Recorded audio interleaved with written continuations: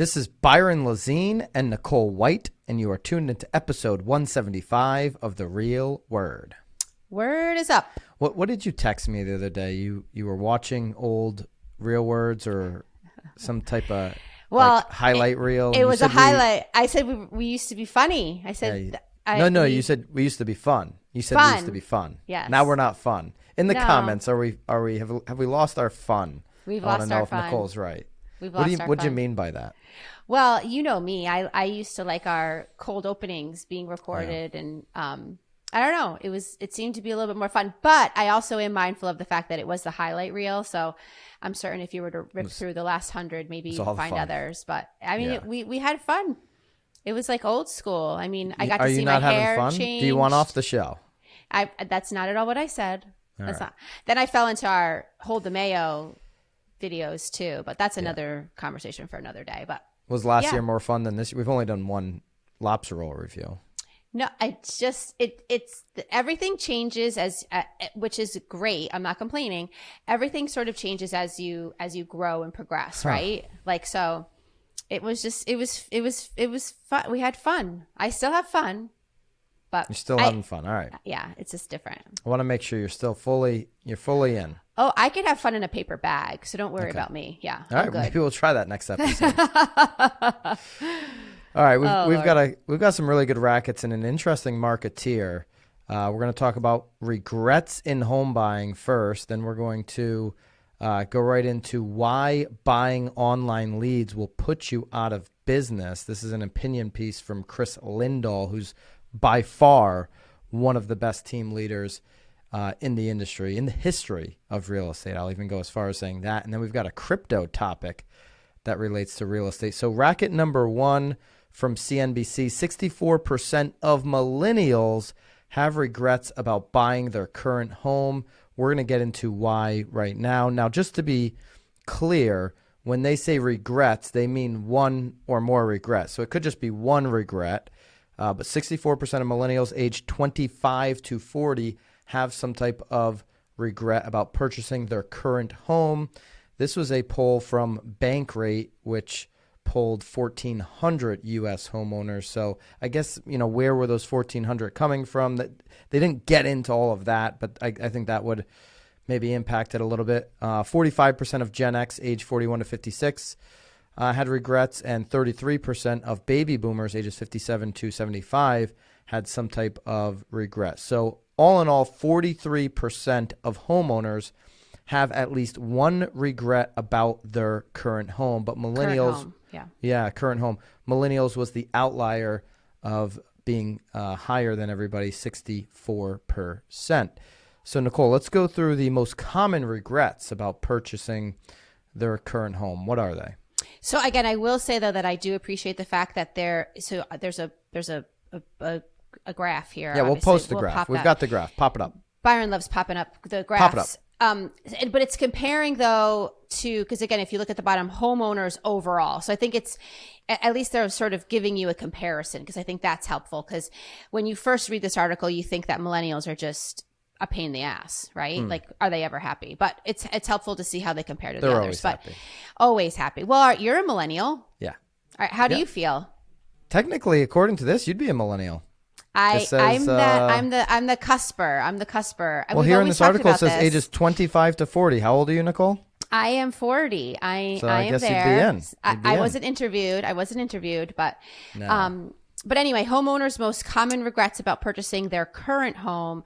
It's talking about maintenance and other costs are too high. Millennials are pretty close to the average at the 21% mark here, where others are at 16. It's funny though, because others meaning total homeowners overall. Right. And then it talks about too small of a house. They're at 14%. And again, other homeowners overall, they're at 9%. But again, then we pop down and then they're complaining about their house being too big too. So, well, it's you ask one person, what's your regret? It's too small. You ask the next person, what's your regret? It's too big. Right. So those are two different regrets. Yeah. Yep. Location. I don't think it that. goes I don't think over. what I'm saying is I don't think the same person is claiming No, both of course regrets. not. Let's No, be clear of there. course not. Well, but what's interesting though is it seems it's the same exact percentage is mad that they went too big, and the same percentage is mad that they went too small. But so it goes over mortgage payment being too high, paid too much, bad location, and not a good investment. Again, a lot of these though I don't feel like are like I don't think it's really digging too deep into like the meat and potatoes of it, but. Yeah, these are generalized. I mean, not a good investment. I would advise any millennial, any new first-time home buyer right now, if you're buying your home, the place you're going to live, it's not an investment. It might be a long-term place to save money, a forced savings, if you will, but it's not an investment. Investment is when you buy a house, don't live in it, and rent it out. Or maybe you live in one room and rent out the other rooms. Or maybe it's a multifamily and you're living in one unit and renting out the others. An investment is something that's bringing you money back every single month. The home that you live in is a utility. It's something you're using, right? Right. Of course. Well, I agree with you there. Unless you're planning to stay there, though, like if this is like your 20-year plan. Yeah, it's forced savings. It's not an invest. You can look at that, to your point, as a long-term part of your, your net worth. Right. But an investment is something that starts paying you back immediately. Your home costs you money immediately. You should be putting 1 to 3% of the home's value. I think they actually get into that here. They do. And any agent, right, listening to this, you should be educating all your first-time home buyers. Hey, what's your plan to put 1 to 3% of this $300,000 home you're about to buy back into your home? And oh, by the way, this won't increase your home's value. Right. This is maintenance. This is a sunk cost just for you to maintain your home, servicing your furnace, servicing the AC, replacing a leaky faucet. You have a window that needs to be replaced. That's not an improvement. That is a maintenance cost. You doing a brand new septic tank is not an improvement that brings up the value of your home. Right. A buyer comes and expects when they flush everything to go away. That is called maintenance. You put a new roof on. Great. I'm not paying you more for your house. I expect the roof not to leak, right? These are maintenance costs. Well, and then also just monthly costs, your power, your heating, your cooling. I mean, it's interesting to hear how many or see how many people are not actually asking those questions. Like they're sort of almost capping out at their highest mark without even taking those additional expenses into consideration. So I guess I can understand why 21% of them now feel like their costs are too high because they weren't really asking the right questions up front. Here's what I see on this list of homeowners' most common regrets about purchasing their current home is opportunities for real estate agents, real estate professionals to educate buyers on what they're getting into. The fact that you need 1 to 3% of the home's value going back into the home just to maintain it every single year. The fact that location is important. And if you actually want to grow long-term wealth because you're going to hold on to this property 10, 15, 20 years, you better pay attention to the location that you're buying in. What's the future of this neighborhood? Is it going to be people looking for smaller size homes or bigger size homes? These are all opportunities for the agent to educate the buyers, and it's an opportunity to put content out. This whole list you could make a video or a blog or some type of Instagram reel on every single thing on this list to help educate buyers.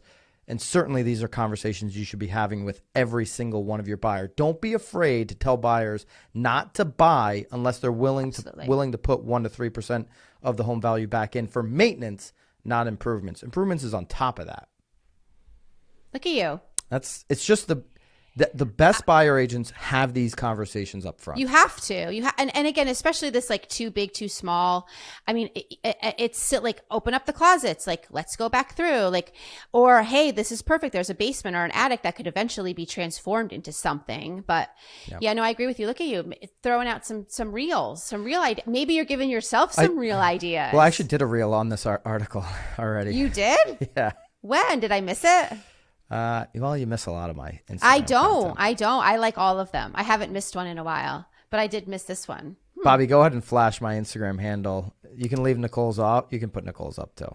Yeah, I didn't do a reel on this. You didn't do a reel on this, but this was. Listen, these are the conversations. The buyers that don't flake out on you, the buyers that stick with agents for a long time, they're sticking with the agents that have these hard conversations where you would think you'd lose a buyer, but no, you're adding extreme value by informing and educating them the cost of home ownership. Well, those are the buyers that stay with you. They trust you. Well, or they flake out because then they realize that they can't legitimately afford to purchase a home quite yet. But they're trusting you as the professional grows. And when they're ready in 2 years, because they've saved up more cash, they're going to send you referrals over those 2 years. They're going to call you back. That's the game. These regrets are not a racket. These are opportunities. Absolutely. I agree. All right. Racket number 2, buying leads. Your business will be kaput in 2 years. Now, this is an opinion piece on Inman from Chris Lindahl. Chris Lindahl is one of the best team leaders of all time in real estate. So I want to start there. That being said, I hate that phrase. I don't know why I use that. That being said, I hate that phrase, and I use it from time to time. Anyways, Chris goes on to say that basically, if the majority of your leads are coming from a third-party source, so you know all the names, you could say paid. You're buying leads.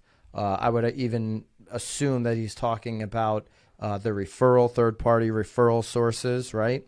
I would assume he's clumping that all into the same category. So he says if the majority of them are coming from these types of places, then your business is done in 2 years. He makes it very clear. He's not talking about your business being done in 2 years because there's a real estate bubble coming. He doesn't believe that. That there's a huge real estate crash coming. He doesn't believe that. He believes that basically if you're buying leads, you're done. Now, what does majority mean? To me, what does majority mean to you, Nicole? If the majority of your transactions aren't generated, this is what he says, the majority of your transactions aren't generated from a platform that you own, then you won't be around in 2 years. So what's majority mean to you? In my mind, a majority is over more than 50% of your business. That's okay. That, in my mind, that's what majority is. Yeah, it's the majority, right? I'm right there with you, over 50%. Okay, so you got to think about where am I on my Zillow leads, on my realtor leads, on my Sphere leads, on the leads I'm generating through content, through open houses. You take all your lead pillars, and am I over 50% on things that I generate? And he's arguing that it should be a platform that you own. So he's going tech-based, right? So open houses would count, but is that really something to count on long term? I don't know, right? Do you have a great system? There's a whole bunch of different layers to that. The majority conversation, I believe, is over 50%. And I've always said, to our team, is we want to make sure our paid leads, we want to have such a big business that our paid leads, these third-party leads, are ideally only 25% of our business. Now, last year, 2020, we were over 25%, but we were not over 50%, okay? But we were over 25. Ideally, you want the rest of your business to grow where your third-party leads can continue to grow, but they're staying around 25%, 1 out of 4 transactions. Well, you have to cultivate what those leads are now, like they're part of your sphere now. So you have to cultivate those in order to get referrals from the paid lead. Yeah, that's exactly where you need to go. And it's interesting that Chris didn't go there, because I'd argue that it's okay maybe to be 30, 40, 45. Heck, even if 50% of your business right now is third-party leads, that's okay. What are you going to do with those past clients over the next 2 years? What type of content are you delivering to them? What type of value are you adding to them after they become a homeowner with you? Because if you have a great sphere and now they're referring you direct business, there's a huge opportunity. Whether you have a really high-tech platform or not, maybe you're doing the giftology play there, and you're gifting the heck out of these people, drop by gifts or community events, and you're inviting them to parties, or you're connecting them with people in the community. There's huge opportunity to grow all of those leads that are in your system from a third-party source and make them a direct-to-you source.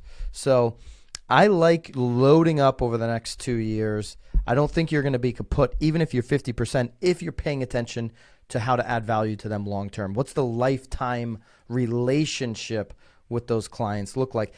Now, past clients, relationship, right? You've got to add value year after year for them to consider using you or sending you a referral again. And that's where we should all be thinking. But he's got 4 bullet points here. Number 1, find out if you're actually the visionary leader you are. Calling out the industry. Love this, Chris. So he's basically saying, like, do you have the kahunas to go out here and generate your own business? That's what I get out of this. Do you get something else out of that, Nicole? No, I think I mean, that's exactly what he's saying, is he's putting people in the right, really in the right spots. You know, maybe if you're not set out to be this, you know, you got to put yourself somewhere else for sure. Build the dominant brand in your market. Number 2, I mean, Nicole, we haven't been talking about this forever. We haven't been talking about anything. Right. He's and of course, right here. And we push all of our agents, not even on our team, obviously, to build their brand to be the most visual out there for sure. Every agent, especially those on our team, should be pushing the heck out of their brand and building it every single day, post by post. Number 3, offer a convenience-based solution. This is where teams can attack the last mile. Okay, so what do I mean by that? What's Amazon's hardest struggle? It's the last mile. You know, what are some of these big companies, you know, biggest problem? It's being able to connect hyper locally. We have that ability to do that. So how can we make these transactions more convenient? How can we maybe assist in the moving process, which everybody struggles with? How can we in the future assist with getting, if, you know, somebody's moving from one town to the other, you know, changing all of their their addresses on the million different things they have to change it. What can you do to be really high level solution provider for your clients? Now, it might mean that your commissions go up because you're offering more than anybody, but who wouldn't want to pay 6.5 bananas if you're taking care of the move and the address change? Right? So a convenience-based solution. Number 4, cancel your third-party leads. This is the racket. I'm not advising anybody to cancel their third-party leads. I'm advising them to continue to use this as long as they can, as long as they can be profitable on it, which I know the margins are very low, and it's hard to be profitable on these third-party leads. And if they keep going up on, say, referral fees, it may get to a point where it's not profitable, and you're just that's when you're going to cancel them.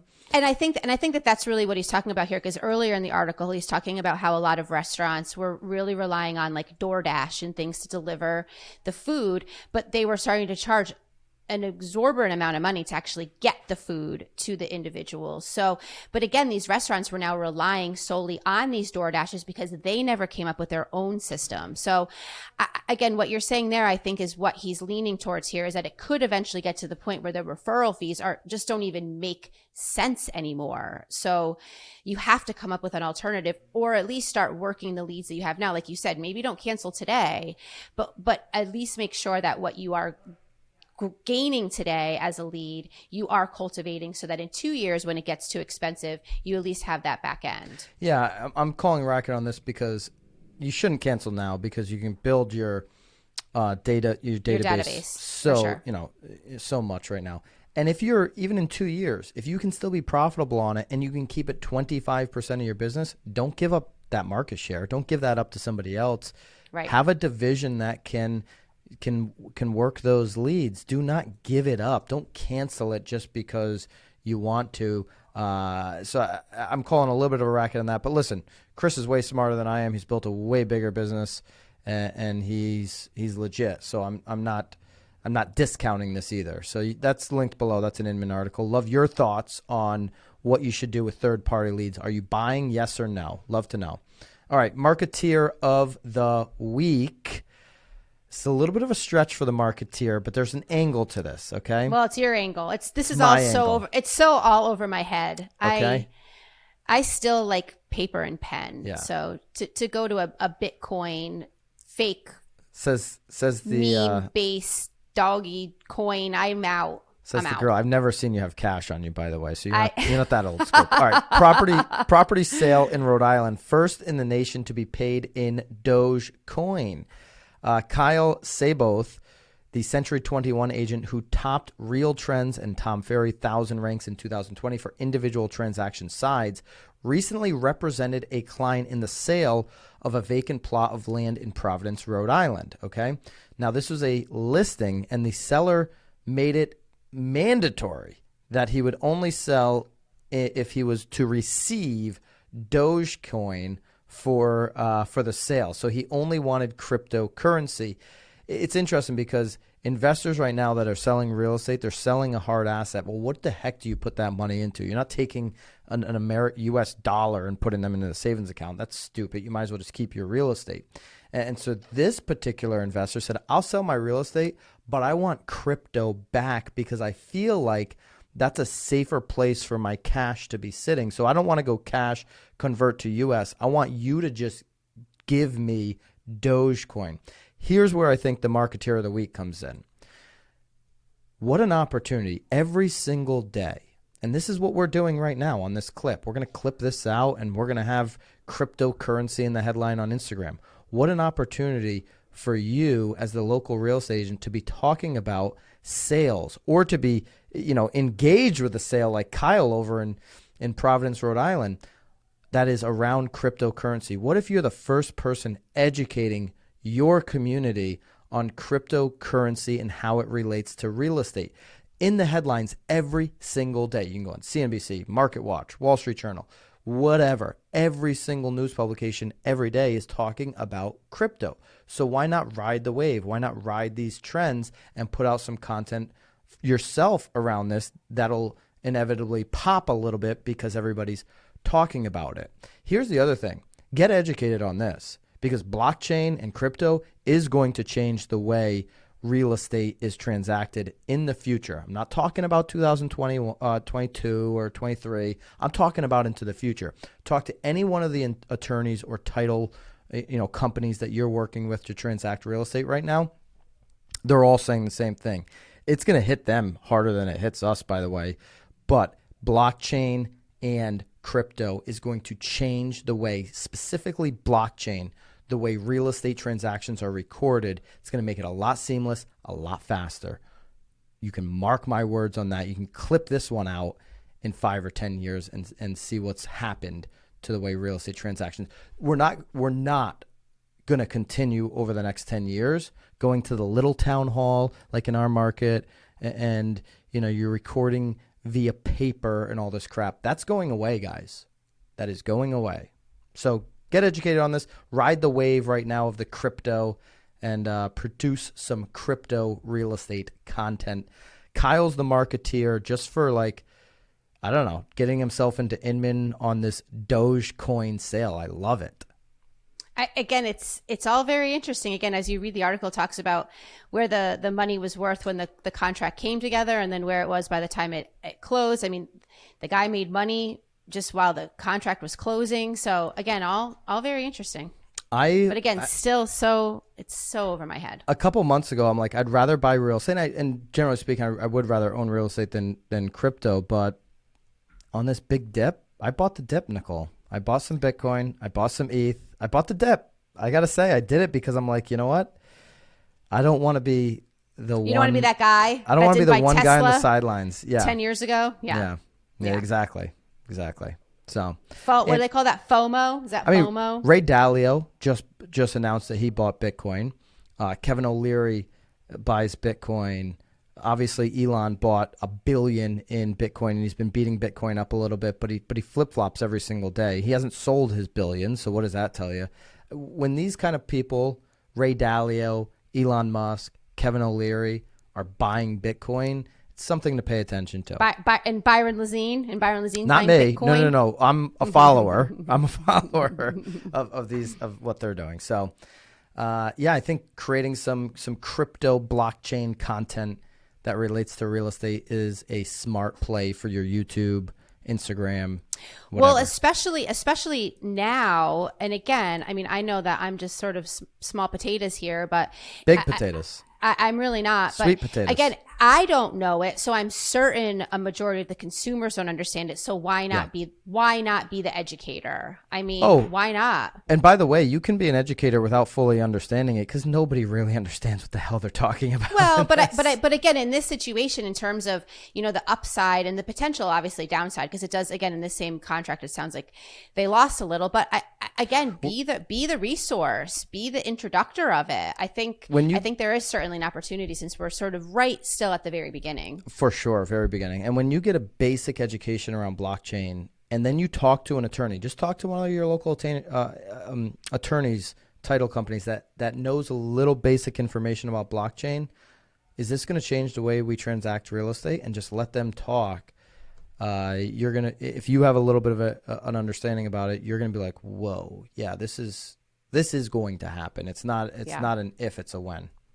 So, all right, that's it. Love your feedback. Are you buying crypto? Do you have any regrets or clients that have regrets about their homes? And are you buying third-party leads, yes or no? And are you going to continue to do that in the future? A lot to talk about in the comments. Make sure you subscribe to The Real Word on YouTube. Love a 5-star review if you're listening on Apple. Really appreciate you guys. If you wouldn't mind sharing this with somebody, love to get this message out to more people. And just thank you for watching and or listening. See you guys. See you guys. Keep it real.